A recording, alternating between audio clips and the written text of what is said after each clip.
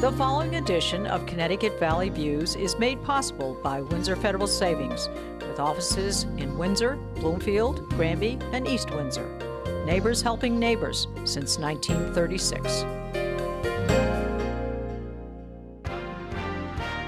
Join me, Susan Regan, host of Connecticut Valley Views, the most widely watched interview program on Connecticut Public Access TV. Proof to the people is the byline, insight without bias, generating a 360 perspective. Our mission is to focus on topical subjects with thought-provoking interviews regarding municipal leadership, current affairs, educational and political topics, as well as key destination points in New England.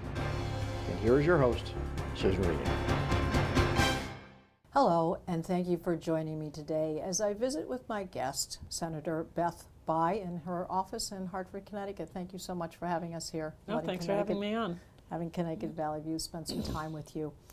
I'd like to start with your career path, Senator, and I know you grew up in Greenwich, and just kind of you graduated from the University of New Hampshire. Just a little bit of background. Sure. I certainly never expected I'd be a state senator. Most of my background professionally is as an early childhood education researcher, child care director, and toddler teacher. So I began working in early childhood as a work-study job at University of New Hampshire. There was a daycare right next to my dorm, and I was a biology major at the time, and just fell in love with working with infants and toddlers. So mainly I've been a toddler teacher, 13 years in the classroom before becoming a program director. In doing that, when I went back to graduate school to study developmental psychology, I studied public policy and how that impacted outcomes for children, working on a project called the Three-State Study. And finished my master's and went to work in Darien at a place called the Home School, which was a Y childcare center. And realized really quickly that the low wages of childcare workers were hurting the quality of the program. When you're in a college town and there's work study and college support, you're in these ideal places. And then when you go out to practice in the real world, you see some problems. So I got involved with a group called Worthy Wages, and we were a group of childcare directors and teachers that worked on improving wages for childcare workers. And some of that included coming up to the state capitol because in the mid-late 90s we were working on school readiness as a state. That is a program that would fund 3- and 4-year-olds. And we wanted fair wages to be a part of that. Child care is the lowest wage work, except for clergy it used to be. Well, is that because it's looked at as babysitting to some degree? Well, I think there are a lot of reasons. It's really complicated. It's sort of, I think of it as women's work from women's work. So you only send your child to child care if you make enough to pay for child care, right? And it generally comes out of the woman's paycheck, though things have changed a bit. So, you know, there is this sort of artificial cap on what programs can charge no matter how good they are. You can't charge $20,000 a year for a 2-year-old child care, even though that's what it costs to do it well. Because in our country, unlike other countries, it's mostly private pay. There are some subsidy programs, but the vast majority of parents are paying on their own. Because a lot of people who have babies, have children, do in fact put a deposit down on some early educational areas for their children, even when they're a few weeks old, and they're hoping they're going to go, at 3 years old, they're going to attend a certain school, which they hope will then set them up for further down the line when they go on to the higher grades. And it is sort of interesting. I think, you know, really high-income parents understand how important the early years are and invest heavily, like you're saying. They get on a wait list when they're pregnant. But for most people, the child care parents pick is what they can afford and what's convenient, because it's really hard to do all things. So I really got involved as an advocate for high quality child care and for teachers, because this data the study I worked on in graduate school showed that the #1 predictor of the quality of the program was the pay of the teachers. Interesting. Even more important than their degree. And you're drawing quality teachers. Exactly. Because like anyone, they might move on to something else. So that brought me up here and for that from Fairfield County, and then I moved up to West Hartford. Got involved locally because of, again, like a lot of mothers, a personal issue. My children went to a school that was a magnet school, and the Board of Education was talking about not having it be a magnet school. So I started having mothers' coffees on Sunday evenings to plan how could we keep it a magnet school. And from that, I was asked to run for the Board of Education, and that was my first elected office. Yeah, toe in the water. That was my entryway. And I think a lot of times that's how it starts for women, issues around their own children. Certainly, yes. I think we need to change that. I think women need to step forward and run more. But I think that was your men are more catalyst. likely to just say, I'm going to run. That was my catalyst. And so really I came up as an early childhood advocate, and I think those are still my core issues up here, having run programs in urban settings and suburban settings, understanding the needs of families and understanding child development so well that I understand how important those early years are for brain development. Well, you're imprinting. You are. You are imprinting just as one does with animals, and when they're small, you're doing that with young people too. You really are, and I think that it's really hard. Parenting is really hard, and I always love the partnering with parents. They need that support, and I think when they're in a high-quality child care program, they're really getting that. So that was really one of my favorite things, was working with parents of young children. Well, I just came up with a recent, commentary myself, is that we talk about attention deficit for children. And I really think it's inattention deficiency on parents' parts. I love that you say that. We use, there's a great presenter named Beth Bye in early childhood, and she calls it adult deficit disorder. So we're on the same adults page. aren't paying attention to what children need, and children aren't being able to move enough, so that we're asking them to do things that aren't really developmentally on track. Exactly. So, I think there's a lot to that. All right, well, just an interesting footnote, or not even a footnote, I think another catalyst for you. Your parents were staunch Republicans, and obviously you're in the Democratic Party. Where did that Well, it's sort of that interesting. fork come? I wouldn't say they were staunch Republicans. Okay. I would say they were not really interested in politics at all. I've had this interest since I was very little, and it's hard to know where it came from. I would say it came from my grandfather. My grandfather was a huge Nixon fan, so I can remember going to Westchester Airport when Nixon flew in there with him. And my grandfather loved to talk politics. He died when I was 12. My parents were pretty typical Connecticut Republicans, in that they were pretty moderate. Yes. And that's one of the things I just love about this state, and even love about serving in the General Assembly, is that we really are pretty bipartisan. All the senators, Republicans and Democrats, were out last night at a reception together to start the session. We really work together. And so, yes, but I was definitely, I believe, one of the very first in my family to register as a Democrat. And I think working in early childhood and in a field with, I always worked in a... Well, that's the common denominator, is the children. It is. I mean, it is. And my dad was a teacher, so... so all of that comes all into of that the mix. Works together. But I do think it gives me, when I'm in meetings and people say, oh, those Republicans, Yes, you know, yes, it yes. just doesn't work for me. Well, you do have a reputation for actually working on a bipartisan format, and I think it's because you put the objectives of what needs to get done before you put the party stance necessarily. If you clearly see that there is an issue that needs to be corrected, I think you're not afraid to address it. Absolutely. And I've been really lucky with some of my ranking members on my committees that they too have been bipartisan, because it takes both sides. All right. Well, your recent appointment as co-chairman of the Appropriations Committee, and as a strong advocate for fiscal responsibility, there was a recent article in the Hartford Courant, it was back in 2013 in December.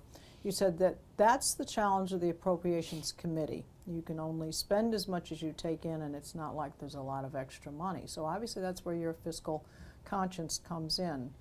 Your further comments on that? Sure. I mean, I think anyone who's run a small business, when you're a director of a child care center with a very small amount of extra money, you know that you have to, you can only, no matter how good your teachers are, no matter how much you want to give them better benefits or retirement, you can only spend as much as you bring in. And I think I bring that sort of small business sensibility. What's the most quality, what's the most important investment I'm going to make as a leader, certainly, to lead to good outcomes. So when it was a child care center, I always spent 85% on my staff, because I knew the teachers were critical. There were other programs that might have spent 60% on that, but I think why appropriations is so exciting for me is that the dollars are really where you show what your priorities are.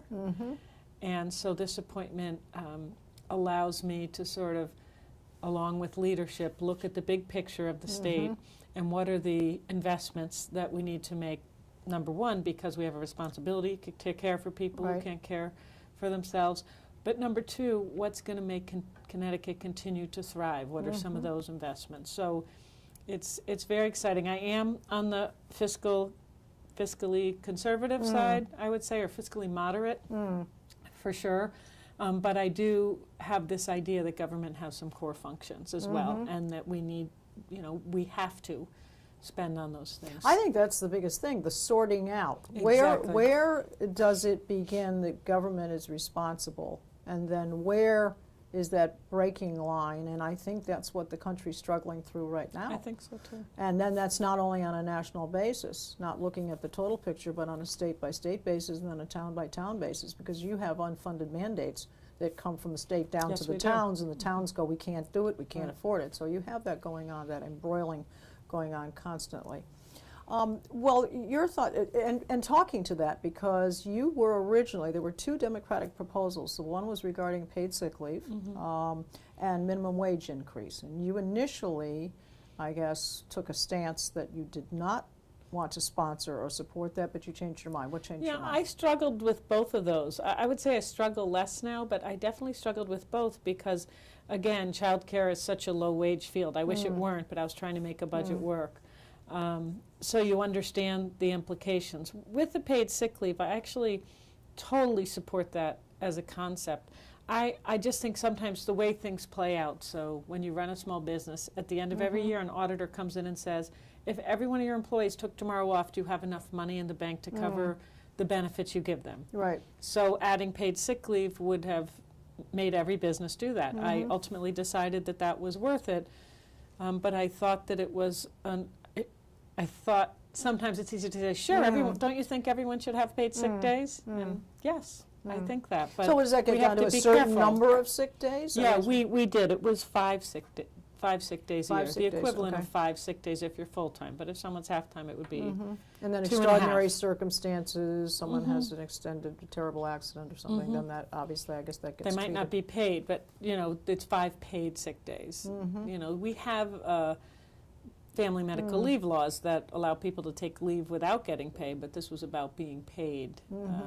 And so I ultimately support it, and now I'm glad I voted that way, I would say. Well, when we talk about paid sick leave, because obviously when you lose part of your inventory, if you will, and people are part of your inventory, because as you said, that was critical to spend enough money. Right. If you don't use the right dough for the pizza won't come out well. If it doesn't come out well, people are not going to like it. If they don't like it, they won't come back, and your business is going to go down anyway. That's right. So the fact of the matter is do you need to cost factor in replacements for the person who is out, not there? That's another cost factor. Well, it is, and I think people were temporary person. I think people were concerned about that, but now the law's been in effect and things are going, I would say, well, nobody's reporting there are any big problems, because when you looked into it, almost every company gave paid time off. So it was already established. This was just the vast reconfirmed. majority of companies had established that. So I think what it did was some of the larger chains maybe that were getting away without it now have to do it. Yes. But are large enough that they've absorbed it. I think they worry about the scamming of it. Are people really using it to take time off and so forth? Right. Now, your position on gun control and your thoughts on reaction to the public. I know that you received, I don't know if it was on Twitter or Facebook or however, emails that you got. There was some profanity-laced responses to that. Tell us a little bit about that. Yeah, I mean, I think it was a big misunderstanding, and that happens. We're at a crossroads in our media, and I was Facebooking the meeting as things were going on, and as I did that, so my constituents were very interested in this issue. Someone took a picture of me on Facebook and said, look, she's playing a game, taking advantage of the fact that a lot of the public doesn't use Facebook the way maybe a politician uses Facebook to communicate with constituents. So I think it was such a sensitive topic, and people were so worked up that it really took off, and like I said, it was a misunderstanding. But overall, I think, I had many conversations with gun owners that were incredibly respectful, and they helped me learn so much from when, I first made proposals and when we passed a bill that we made progress. And sometimes you go through rocky times when you're making progress, but I had a lot of people go out of their way who were gun owners to spend a lot of time with me to educate me, and so that was great. It's the integrity of the people who are involved, because there are always two sides to the argument. Exactly. And on the one side, where people are very staunch advocates, they can come off as being very demonstrative, but there are other people who can express themselves well. Exactly. And their position and their reasons why, and then I think those are the people that are listened to. Perhaps those are the people you were talking to. What are some of your personal objectives for the agenda going forward? Do you see some issues, some things you want to raise in your position? Yeah, I mean, I think there are at least two issues that I've been working on pretty consistently. One, with a group of families in my community that were featured on 60 Minutes this past weekend. Yes, right. Those mothers are dealing with children with mental health challenges and facing a system in our state that is not set up to help them get the care their children need.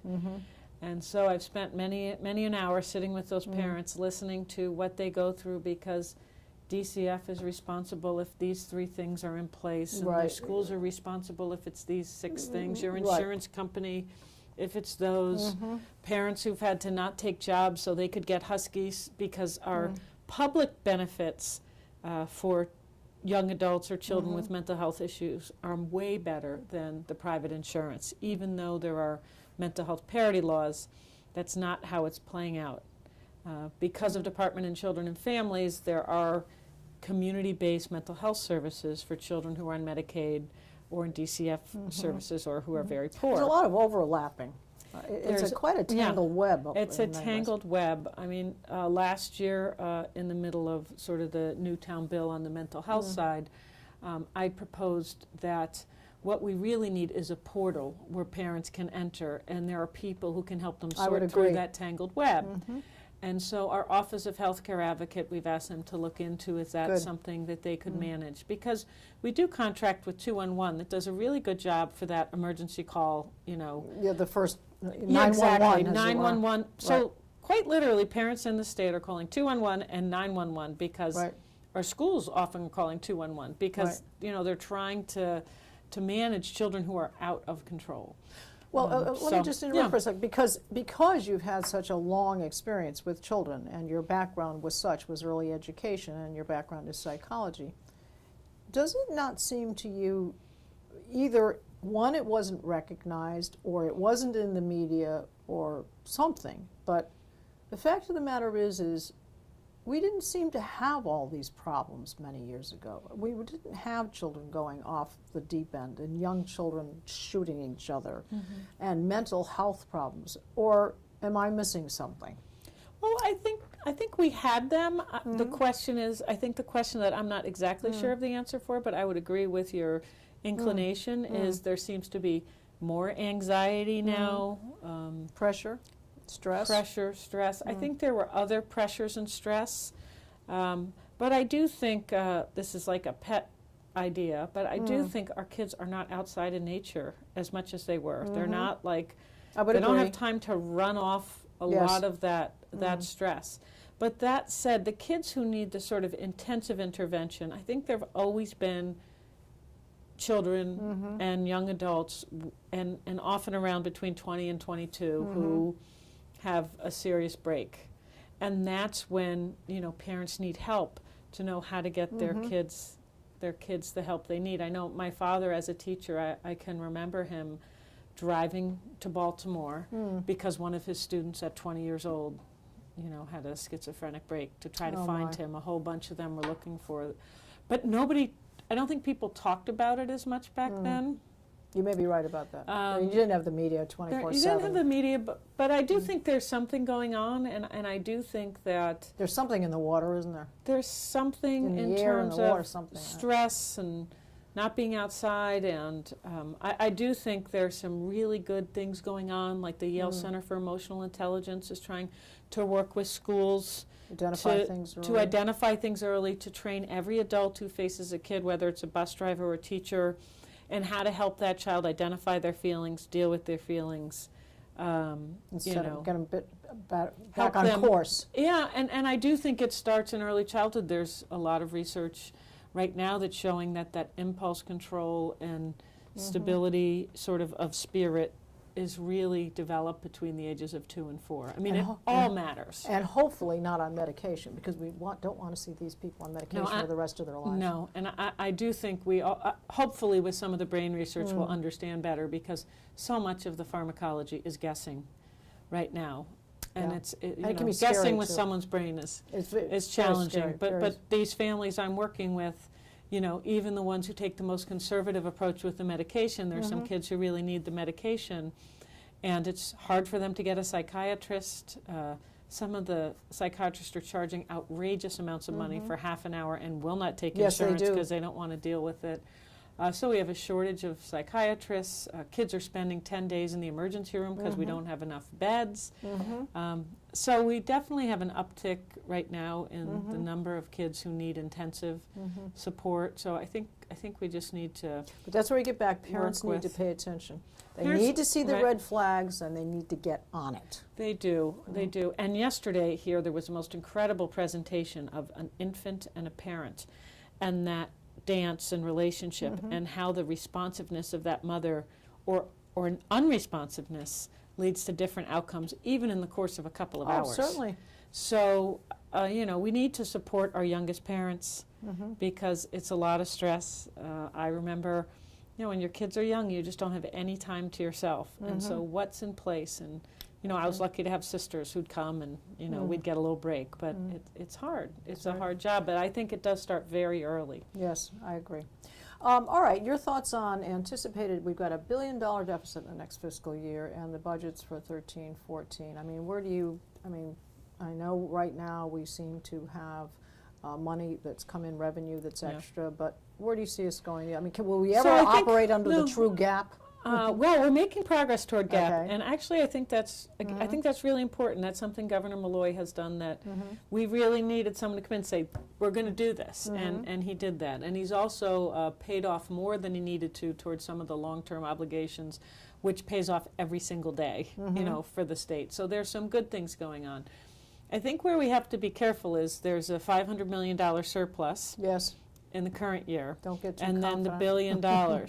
So I think you have to look at the rainy day fund for the $500 million and then see how it goes, because it sounds, maybe to the average person listening at home, the idea that $1 billion can go away in 6 months sounds crazy, but I think it could. We're seeing income taxes come up a bit because more people are working.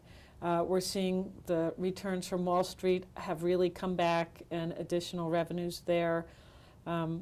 So I'm right now focused on this year, and not having us say, "Oh, great, we have $500 million." Well, I think it's 1 year at a time, because it's really hard to predict a year out. I mean, you want to be optimistic, but you have to be realistic.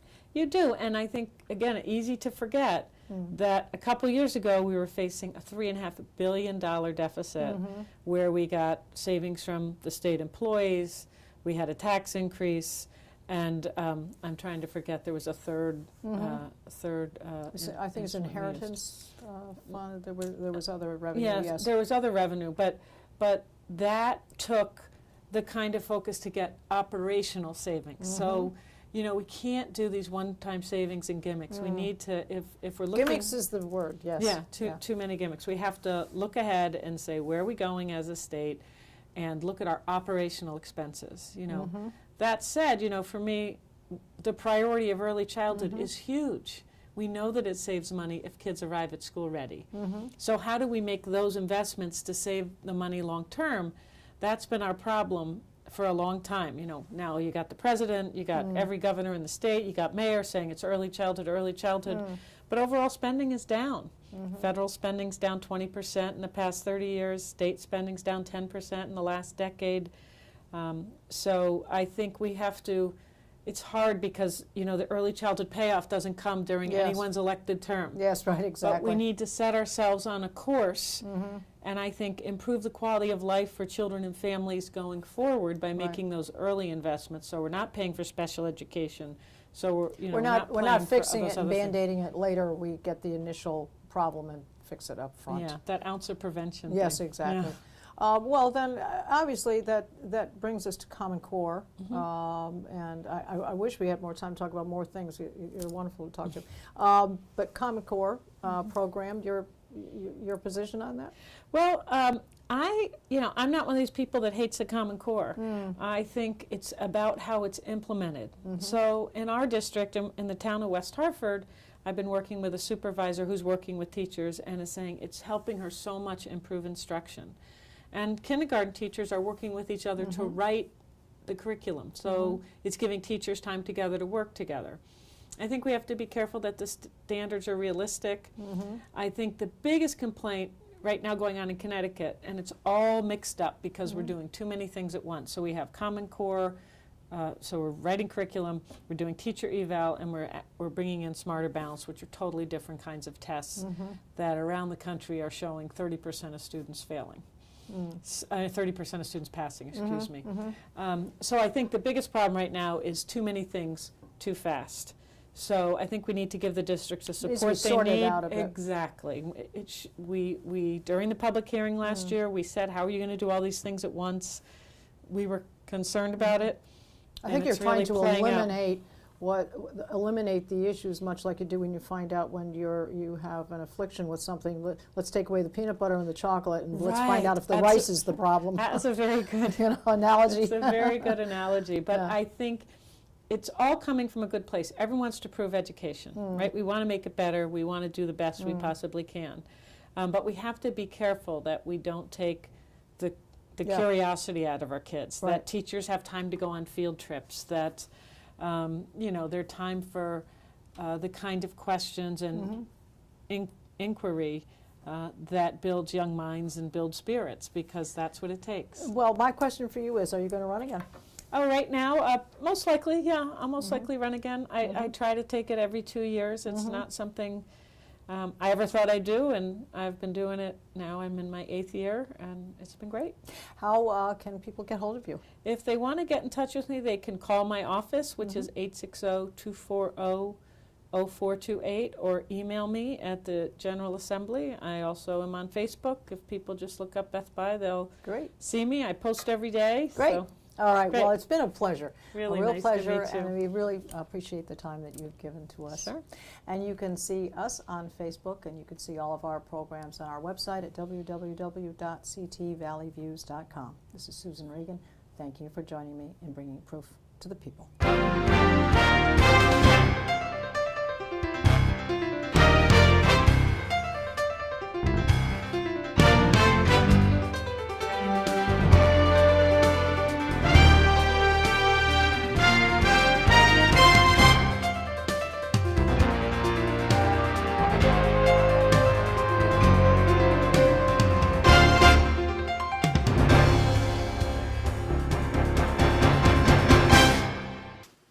Our thanks to Windsor Federal Savings for making this program possible. Neighbors helping neighbors since 1936.